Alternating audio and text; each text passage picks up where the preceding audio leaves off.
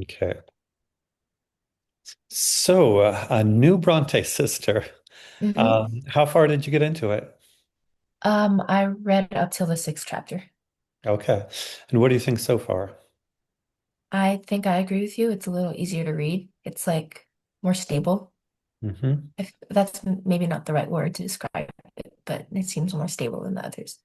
Yeah. Wuthering Heights in Um, particular, I think, was sort of chaotic getting into it.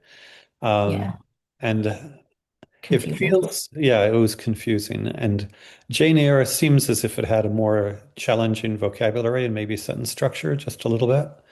Um, yeah, I forget because I read farther, I forget what you've been exposed to up to chapter six. What are the most interesting things that you're getting out of what you've read up to so far? The last thing I read was what was his name? Oh, Gilbert was seeing Helen's paintings and he stumbled across the one that was faced toward the wall of the Hmm. man that he described in like really, really great detail. So I was like, oh, this has got to be important for later on. Hmm. I'm guessing that man was Helen's old husband or something, deceased husband, because they always say she's a widow. That's my guess. So, would you say that there is sort of a mystery around Helen's past? For sure. Yeah, especially because she hasn't given up much. She's Hmm. very like quiet and secluded so far. And what do you make of the way Gilbert and Helen are relating to each other at this point? What do you mean relating to each other? Like what they have in common or just how they interact? How they interact, how they interact. I think mm, from what I can tell, most of it has been a little awkward.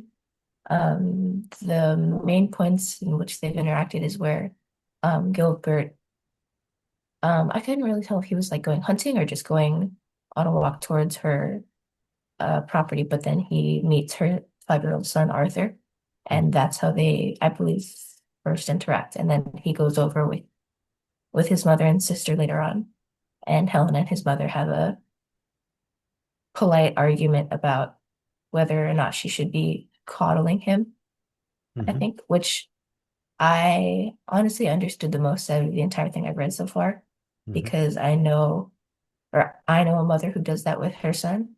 Hmm. Um, so that was interesting. But I would say getting to know each other a little bit more, Hmm. but still a bit strained. I don't know if Hmm. strained is the right word, but How about the other um, social relationships in the book? Are there any other social dynamics outside of Gilbert and Helen and Gilbert's mother that are interesting? I was a little confused by Gilbert and Eliza. I couldn't tell if at certain points he did not like her or did like her or Hmm. felt something for her. I couldn't tell. It was Hmm. back and forth. I'm not sure what to make of it. Doesn't he try to kiss her early on? I don't remember that. You may I have think that missed might be a it. little after, No, I think it's or early on. maybe I missed it. Yeah, you may have missed it. I think there's a scene when she's leaving, and I don't know how serious a kiss or anything, but um, yeah, if I can find it, I'll go back and let you know where it is in the text. But Thank you. um, yeah, so the Eliza thing, and then how about the rest of the town, the rest of the people in the town? Do you think they're just sort of stock characters, or do you think any of them matter at all? Well, he described a lot of them. A lot of the names I don't quite remember, but um, they seem like a close, tight-knit, like everyone knows everybody's business kind of neighborhood. Hmm. Um, I know he described Eliza's parents, her sisters, the vicar and his family, which Yeah. I think will be important later on, just because he's been mentioned so much. But Mhm. yeah, that's what I think of it. Got it. And then how about scene? We talked about how the scenery was important both in Jane Eyre and Wuthering Heights. Does this scenery seem different, similar, irrelevant? A little similar, honestly, but different. I think it's less gloomy and dark than especially Wuthering Heights, Hmm. for sure. Um, I don't explicitly remember if she was like, oh, it was very sunny, but that's not what I remember. Maybe just because um, I'm relating like the style to the other two books, I'm imagining it as a little bit darker, but definitely not as much as Wuthering Heights. Mhm. Can you have any hypotheses about the nature of this sister as opposed to the other two? Um, would you feel as if you know anything at all about the three sisters and their personalities, having read two full novels by one of each, and then the very beginning of this third novel by the third sister? Um, like their own distinct personalities. I mean, you could probably guess by their writing. Hmm. I know they've all probably written multiple books. Um, the one who wrote Wuthering Heights, was that Emily, Hmm. I think. I mean, I'm assuming she's a bit darker, maybe, and um, I, yeah, just a bit darker. I don't really know what that means. Hmm. I'm just saying that because Hmm. her writing was dark and the story was dramatic and vengeful. Hmm. The one who wrote Jane Eyre, Charlotte, I think.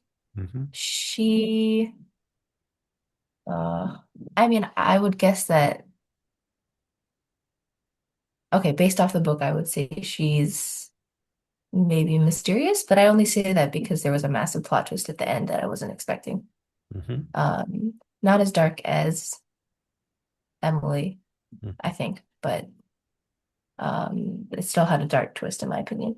And then I don't really know what to make of Anne because I'm not so far into her book, but she seems more precise and not so complicated yet. But I don't know, that summary that I read seemed a little dark, so we'll see how it goes on. Hmm. I was reading a little bit about them, and do you know what world building is? Yes, I do. Apparently, they kind of were engaged, and in many ways, some people think of Tolkien as originating world building in the 20th century, and now, of Mhm. course, world building is a big thing. But apparently, they kind of did their own world building games at home. They were somewhat raised in some isolation, out in the country, the Yorkshire countryside, and then a brother, I think Bramley was his name, and the four of them read a lot and played a lot and kind of did world building, imaginary sort of things, um, which I'm very curious when I see, yeah, groups, families where things, uh, the kids do extraordinary things. And apparently the brother, Bramley, I think, had problems. And so, you know, I don't know much about him yet, but the three girls all wrote these books and became famous. Just to think about families, I've never met your brother in person. I saw him once or twice on camera. My Oh yeah. understanding is you and he are both very serious at jujitsu and wrestling. Is that the case? Yeah, I'd say so. Would you say you are similar in any ways beyond that, or are those the only ways in which you're similar? We're similar in lots of ways. I mean, we both do the same things. He likes reading, and now he's reading more of the books that I've read, which is Hmm. cool. He's really creative, and gets along with everybody. Hmm. Um, I think we're very similar. Hmm. Do you have cousins? Yes, I do on both sides. And are your cousins similar to kind of your immediate family or less so? No, but I'd only say that just because they were raised differently, Yeah. and in different environments with access to different things. Hmm. Well, and this gets into raised and how people are raised and so forth. And so, would you say both the interest in physical competition and the interest in reading is because of deliberate actions from your parents? Yeah, for sure. 100%. So, they can create kind of a little subculture where, uh, yeah, again, it's tricky because there's a book called The Nurture Assumption. I think we actually read a little bit of something by that author that claims that parents don't matter.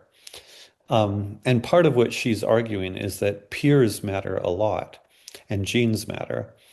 But I think that parents can create a home subculture. And in fact, I wonder if to what extent, both in the case of the Brontes and in the case of your family, you as peers are positively, they as peers obviously influenced each other to write. And do you think you as peers and you and your brother influence each other somehow? I think so. I'm not sure if it's like, oh, she's writing, so I'm writing. I mean, actually, no. A couple years ago, Logan started writing his own book like I did with Abigail Williams, so that's one. But um, I think other than that, I've probably influenced him and like how he acts, um, how I don't know, just how he kind of just does his day-to-day stuff just because we're around each other so much Mm-hmm. and it's only the two of us. Mm-hmm. Um, I think that does matter. I think, but I also think that parents matter a lot too, Mm-hmm. because without my parents taking initiative and like putting me in the education I'm in and the sports I'm in, I definitely wouldn't be the same. And it's not like I could have done that by myself. Mm-hmm. So I think they matter. How much younger is your brother than you? 3.5 years. Okay. I have children, they're 4 years apart, and we kind of chose that to be far enough, close enough that they could still get along, but far enough that they wouldn't kind of compete with each other. Does that sound right for Yeah. you and your brother? You get along, but you don't necessarily compete with each other? Yeah, I think so. It's a good age gap. Got it. Um, yeah, so in terms of the Bronte family, I guess as we go forward, we'll get into the Tenant of Wildfell Hall, of course, and again, I can't wait. I got, as I said, through chapter 15. I can't wait for you to get up that to that far because a lot happens. The other Okay. thing is this one does seem to be get easier to get into. I've said that sometimes these old books takes 50 to 100 pages to really get into it. I think this one, like chapter 6, in the next 5 chapters, it'll be racing. You know how Okay, perfect. the setting Okay. of the scene is kind of slow and a little bit boring sometimes. And here you have all these people to meet. You don't know who's important. You don't know who's not important.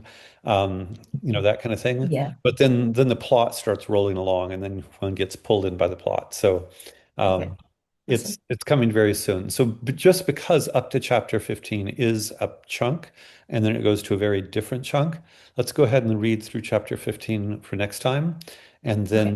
then we'll read a chunk after that. Sounds Um, good. so yeah, it's delightful that you're coming to Austin. Can't wait to see you all. And Me too. Thank you. yeah, we'll arrange details via virtual contact. Okay. Okay. Thank you. All right. Okay. Bye-bye. You're welcome.